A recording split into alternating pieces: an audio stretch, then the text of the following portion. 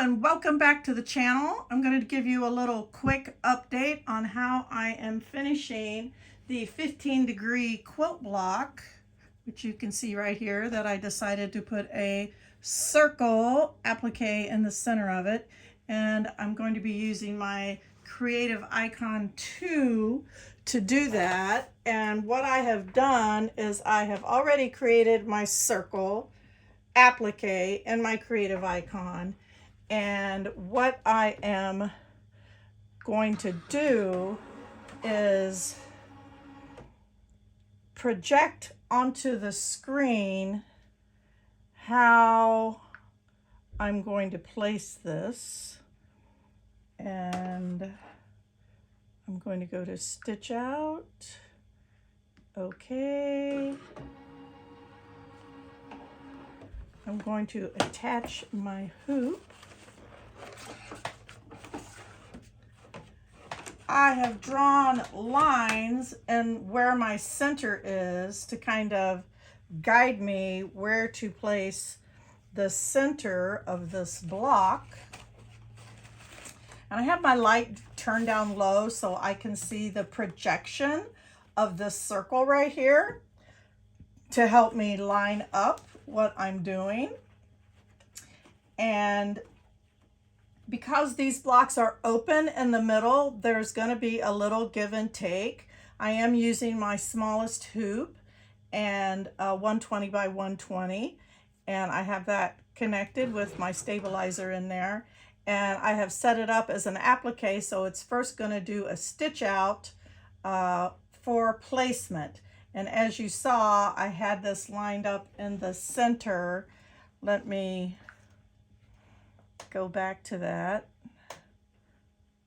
Well, I don't think it will go back. So let's go to Embroidery Edit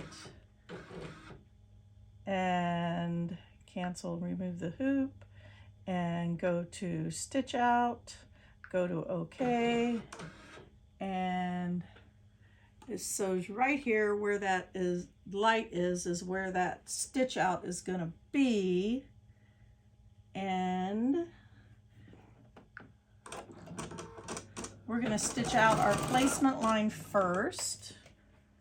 So remember, with an applique there's always 3 steps: your placement line, your hold down your fabric line, and then your actual satin embroidery or whatever stitch you call on to finish it up.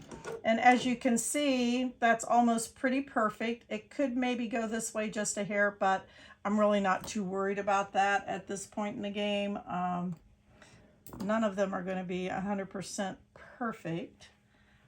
But then I'm going to place my, oops, got 2 pieces of fabric here. 1 piece of fabric here in the center. And I'm going to make sure that I have room on all the sides to cover. And then this stitch is going to be, I always want you to stop. I turn the automatic thread cutter off because that really just causes problems. I like it, but it can sometimes cause the thread to bunch up in the back, and the back looks really bad. Not that it matters on this quilt, but I find it easier just to trim my own threads.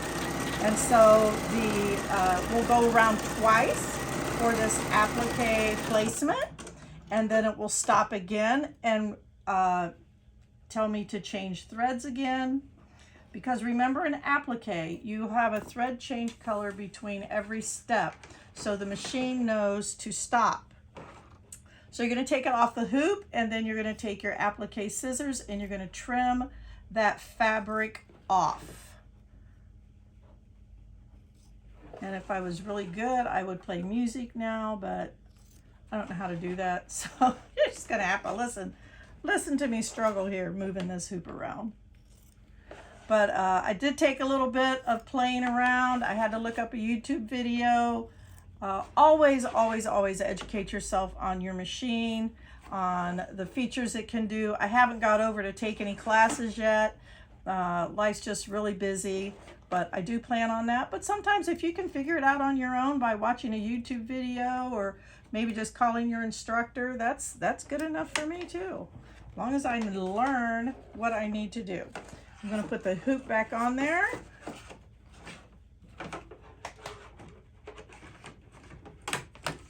And now it is going to stitch that final line, that final row of stitching, which is the satin embroidery stitch. Wants me to stop and cut my threads. There aren't any showing, so we're going to go ahead and let that stitch out.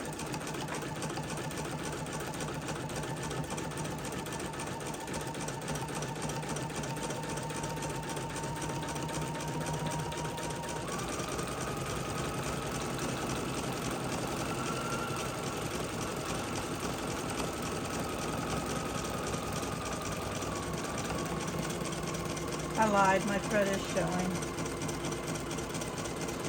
Sorry about that.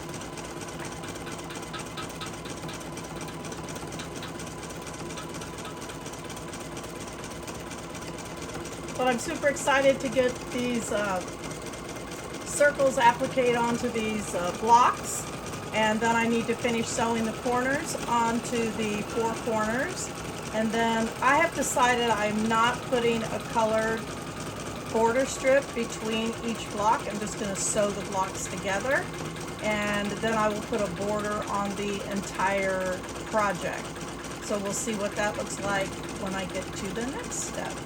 But for now, I just wanted to give you a quick little update on how this was looking, and I'm pretty happy with it.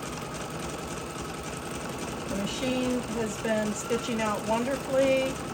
I have been using it for some other projects as well. I did some t-shirts for our scrap camp that I go to, and stitched all those out beautifully, and finished a couple of quilt tops in the meantime, and now we're just working on finishing up the 15-degree quilt.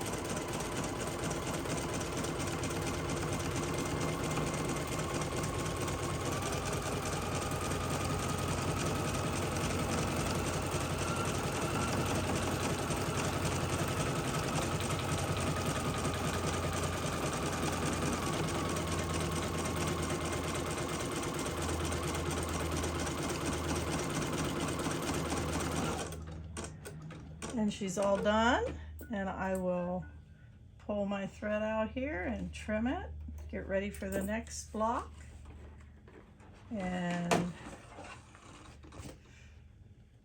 need to get rid of a couple of little threads right there that I need to trim off, but as you can see, that looks pretty darn good. So I'll let you know what the next step is when I get to it. Thank you so much for joining, and please hit subscribe and watch all the way to the end.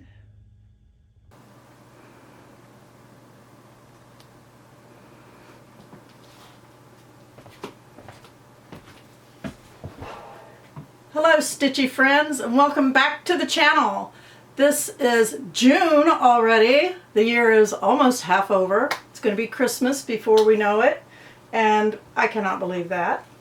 Just wanted to give you a little update on what I've been doing.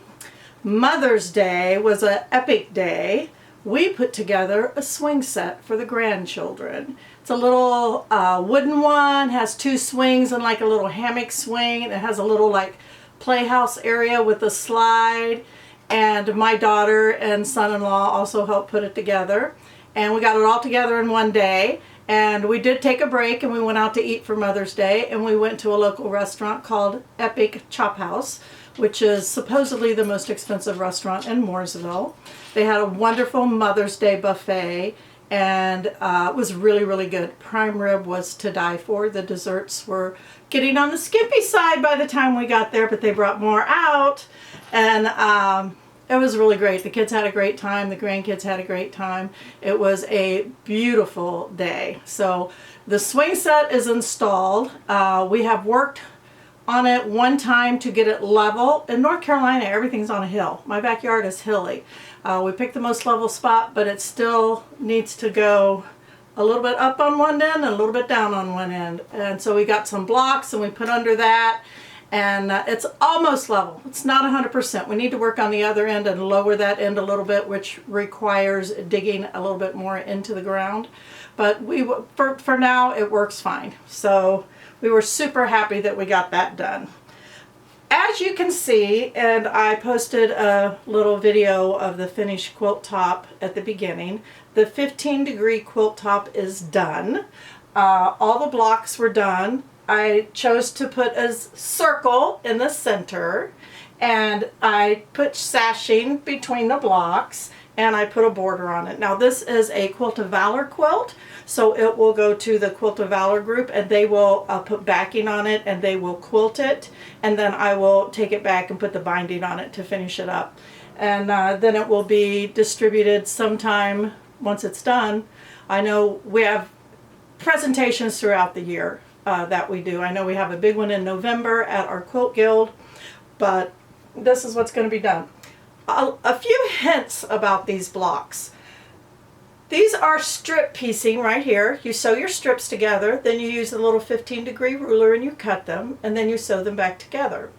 When I was all done sewing them back together, I noticed that I actually had two different sizes. And the sizing difference was quite substantial, like maybe from a ½ inch to an inch in the block size.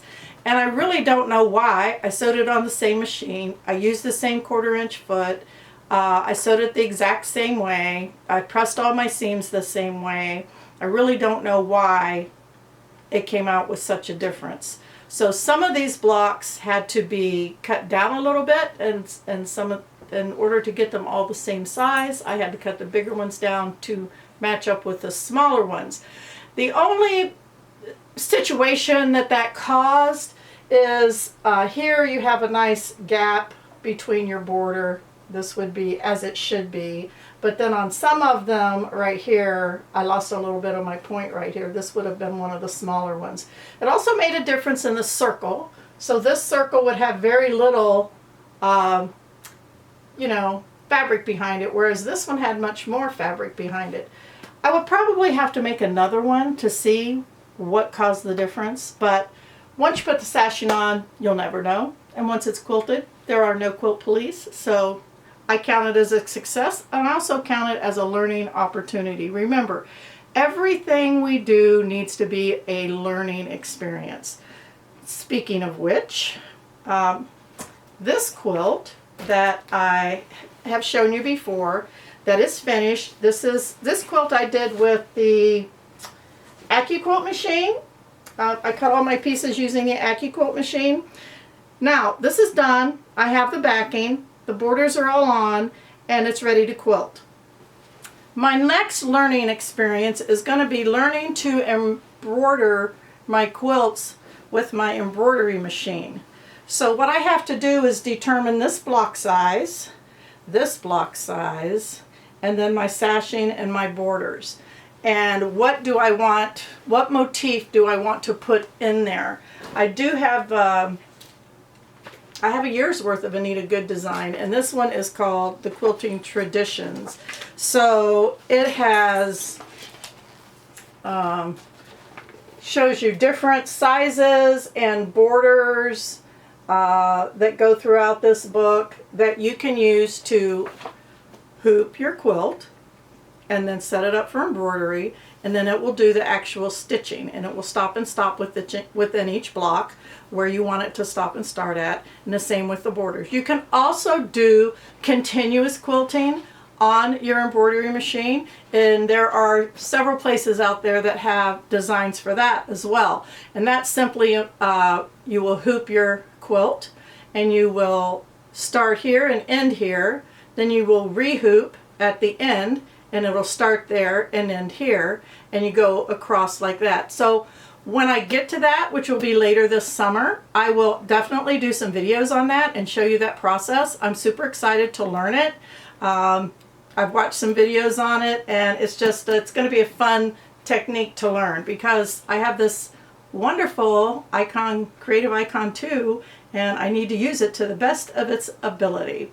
I also finished a mystery quilt top that we're doing at the Guild, which I cannot show now because I'm not allowed to show it till Christmas time when everybody's will be done. I still have to put the border on that one yet. And I think I will also quilt that one on my embroidery machine.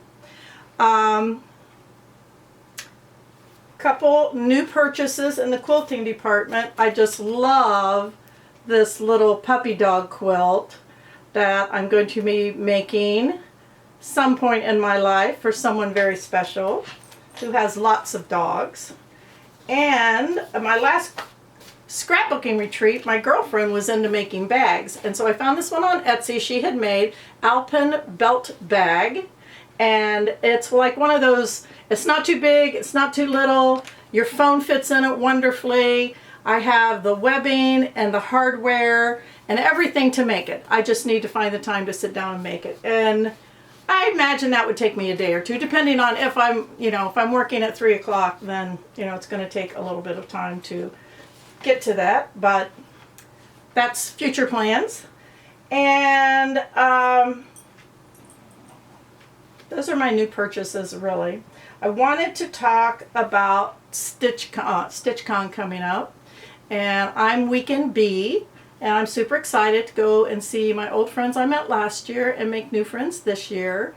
And after being there last year and seeing all these people and worrying about what projects am I going to take to work on, how am I going to fit all this stuff in there, I have decided it's best to take one project and work on that one project, because you really get very little stitching done unless you just want to sit there and stitch the entire time, which some people do.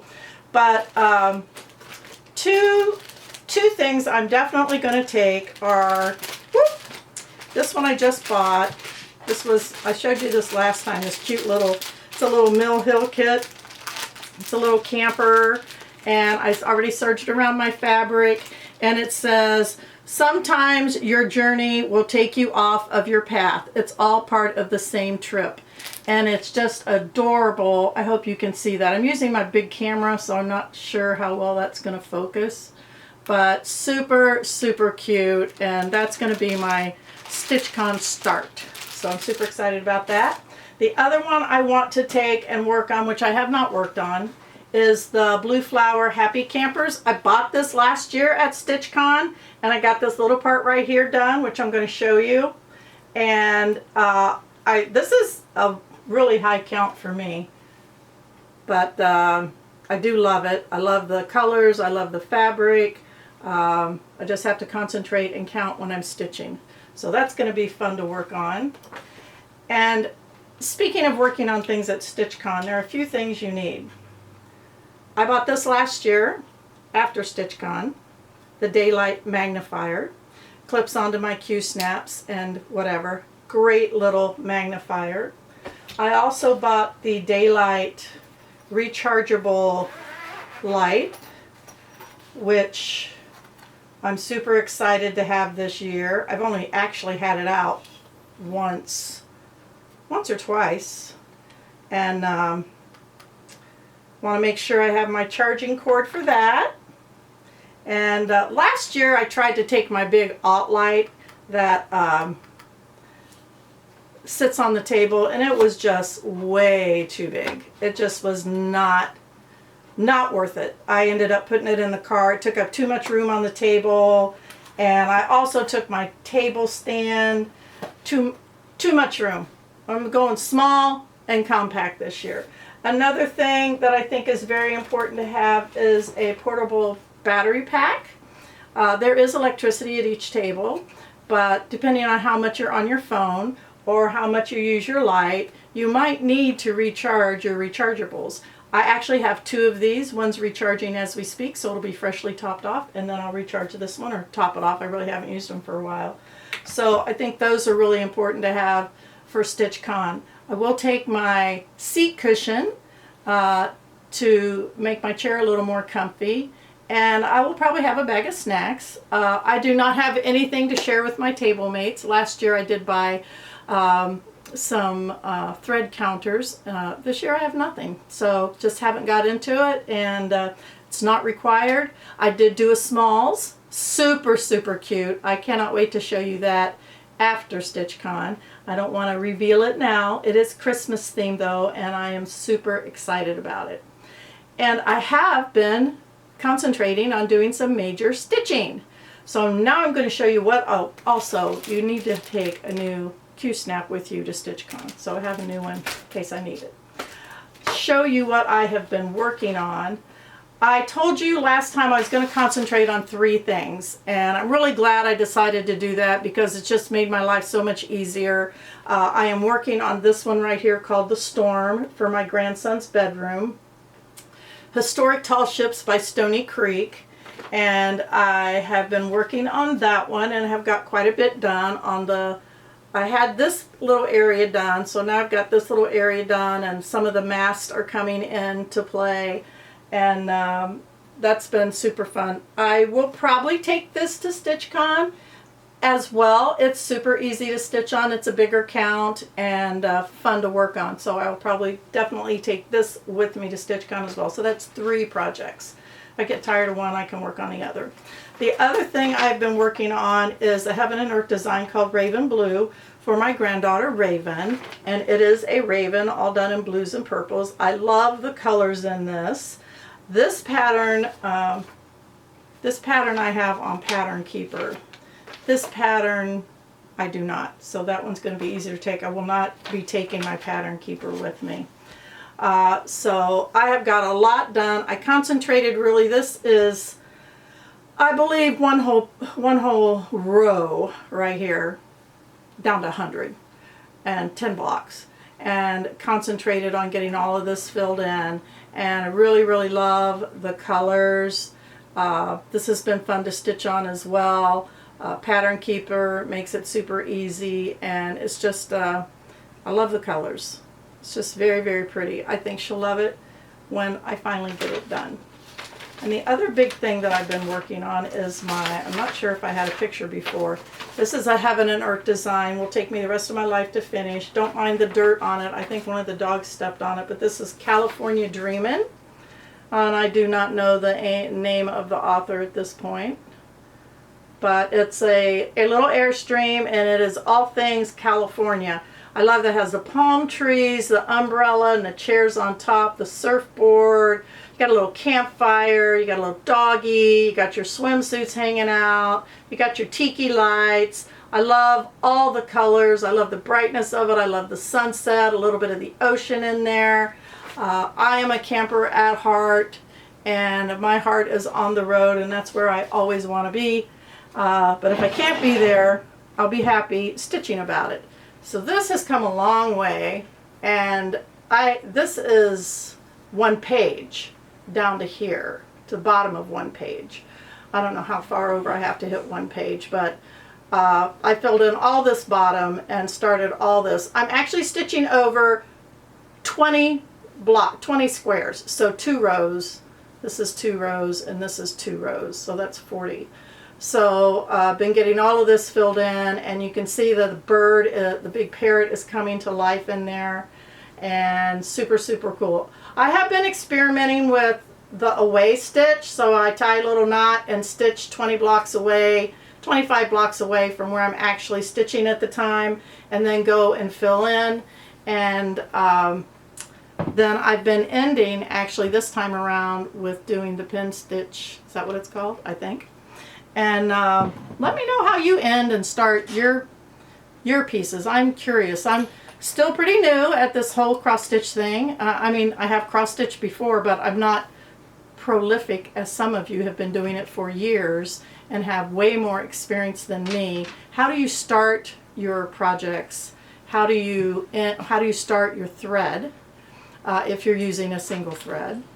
How do you end your thread? Do you like to just stitch over and pull it up and stitch over the back of it? Do you flip over? This isn't a big frame, so it's 3 feet long, so I can turn it, but I find that hard to do every time I end my thread.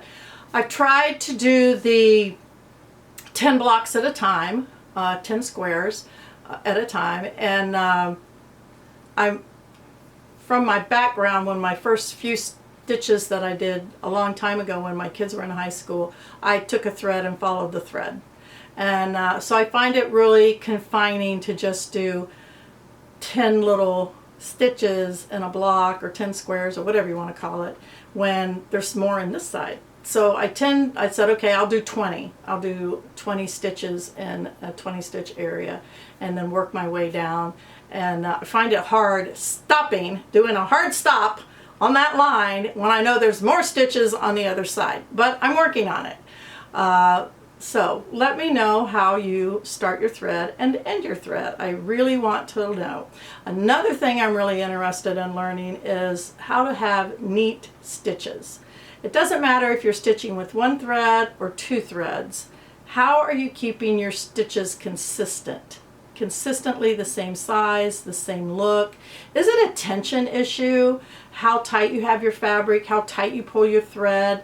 I asked that question last year at StitchCon. My favorite answer was the guy who was stitching on 40 count and says, you just stitch on 40 count and you use one thread and everything's neat, you know, and it's like, well, it's really hard for me to see, even with the magnifying glass and my glasses, 40 count. I tried it, you know. This Happy Camper one is on a really high count. I don't know if it's 40, it might be 38 or whatever, but super small. But let me know. I'm interested. I know the railroading technique with double thread, and I do practice that a lot. I do notice the thread turning when you are making your stitches from front to back and then back up. Your thread twists. How do you prevent it from twisting? What is the trick to that? Is there a trick to that, or do you just every so often pull your needle all the way down to your fabric and let that thread untwist, which is what I do at the moment, not knowing anything better. So I really want to learn. I want to learn from you people because you have way more experience. So let me know what you do. And also, I wanted to give you a little update on my life, what's going on. My granddaughter turns 7 this weekend. And my daughter turns, I don't know, almost 40. I think she's going to be 37 or 38. Kelsey, I'm sorry, I don't remember how old you are. Once I get past 35, I don't count anymore because I'm still just 40. So I don't want my children to be older than me. So that's my philosophy on birthdays. But her birthday is the 6th, which is, I think, tomorrow. And, or the next day. Yeah, tomorrow's the 5th. Tomorrow we have a preschool graduation or preschool program. I really don't know if it's a graduation ceremony or if it's just a whatever. I'm not sure. But we're going to that for our grandson who is 5 and in preschool. He will go to kindergarten next year and want to support him in that. Then we're going to go and have lunch with both the grandchildren down there. Raven, who's going to be 7, and then Price. And so that'll be a lot of fun. I haven't got to go down and have lunch with them at all this year. Actually, with our school system in Charlotte, Mecklenburg County school systems, you actually have to register as a volunteer to be able to go inside the school during normal school hours and do anything. Have lunch with your kid, whatever. They do a background check on you. My husband and I went through that process, so that's all done. Hopefully I don't have to do it every year. I'm assuming once I'm in the system, I'm good for next year as well. I used to go with the older children, the 21-year-old, the 19-year-old, and the soon-to-be 13-year-old. I've gone to school and had lunch with them. So that's always a fun treat. You bring them something, you know, it's kind of fun. So looking forward to that. Then on Sunday is her big birthday party. My daughter has rented a pavilion at the park down in Harrisburg. It has a splash pad, which the kids will love. And my sister and her husband are coming down. Hey, Jackie and Keith, can't wait to see you on Thursday. On Friday, we're actually getting the kids Thursday night, and they're going to miss their last day of school on Friday because we're going to take them over to the Lazy 5 Ranch, which is right down the road from us. They have farm animals, rescue animals, all kinds of birds and waterfowl, ducks and geese and peacocks and all of those things. I went when Hannah and Kyle, the 21-year-old and the 19-year-old, were little, so it's been many a moon since I went there. So Jackie loves to do things with the kids. I wanted to do something that was close and that we could enjoy the day and then come home and they can play on the swing set for a while before Mom picks them up. So that's going on Friday. And then Saturday I work, and then Sunday's the party. And then next week on Thursday, I'll be leaving for StitchCon. And super excited about that. And after StitchCon on Sunday, my family lives in north of Dayton in Troy, Ohio. So I'll be taking a couple of days after my time in Cincinnati, Ohio, to go to visit my family, have a pool day with all the nieces and all the kids. Hope to go to the cemetery and see my dad's graves and my uncles and my aunts. I don't get to do that very often, so I do like to pay my respects when I'm up there and have time to do that. And the other thing I'd like to share with you is that right now in my life I have several dear friends who are in very poor health. I have one friend who's on hospice, and I just pray for peace and a quiet passing for her. I have another dear family friend. I've known her my whole life. She's 97 years old. She's in the hospital right now and not doing well. I pray for peace. I pray that if it's God's will, that she would regain her strength and be able to go home. And if not, I also pray for a peaceful passing for her. Those are hard things. We want to be able to go and fix the situation. She doesn't have a lot of family support. She does have a daughter that doesn't have anything to do with her, and it's heartbreaking. And all of us want to go and fix it, but we can't. It is not our responsibility. Legally, medically, we can't make any of those decisions for her. She's still pretty sound of mind, and she wants to get better and she wants to go home. And I pray that that would happen. And so hold your elder folks close. Love on them while they're here. We send her a beautiful bouquet of flowers. It's more important that she see them now than see them later. The other thing is, when you're speaking of getting older, so I hit 70 this year, and my dad lived to be 96. My mom was in her early 80s. And so you look at life expectancy and you go, okay, I might have a good 10 years left, you know, maybe 20 if I'm lucky. But we do need to think about what we're going to do with the time we have left and what is most important. And I can't stress that enough. Taking pictures, scrapbooking, got to get back into the scrapbooking. So when I spend a lot of time cross-stitching and quilting, I get no scrapbooking done. So then when I spend a lot of time scrapbooking, I don't get anything of the other projects done, which is why you're not going to see a lot of things completed on my cross-stitch end of my life at this time, because these are new projects and I have a long way to go on them. And they're not going to be done next week. I don't really do small things, but hopefully, this little Mint Hill project will be quick. The other thing I wanted to look at StitchCon is I want to get fabric to do the Fabulous House series. I'm collecting those charts from Fat Quarter Shop, and I want to get a piece of fabric because I want to stitch them all on one piece of fabric. So what projects are most important for me to get done while I'm here and able to do them? Because I have a lot of projects and I really need to concentrate on getting the most important ones done. And so that's how I'm looking at my life. And whether it's planning a camping trip, I'm going to be gone in July for 2 weeks to Ohio to our church camp.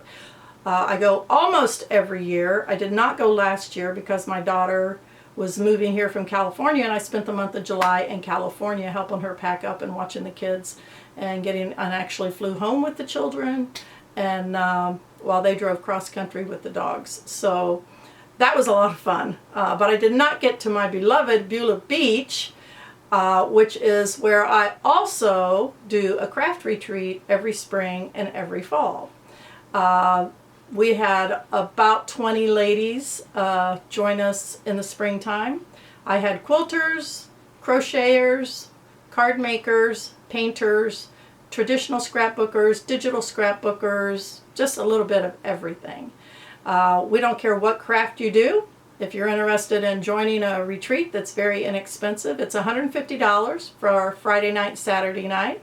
And we throw in Thursday for $40 more. So for less than $200, you can get away and have a wonderful retreat experience on the shores of beautiful Lake Erie. It's close to Vermilion, Ohio. So if any of you are interested in that, please contact me, leave a comment below.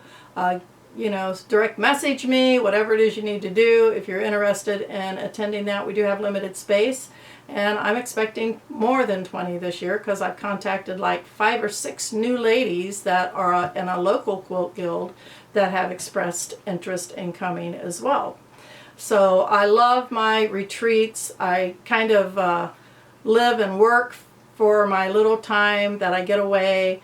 I tell everybody I work at Chick-fil-A so I can pay for my retreats and not have to bother my husband for money. I do also go to a retreat in Asheville, North Carolina every spring and every fall.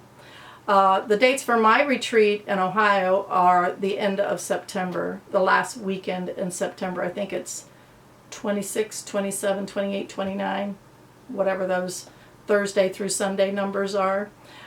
Just starting to send out notices on that retreat. And then a month later, at the end of October, I will have the one in Asheville.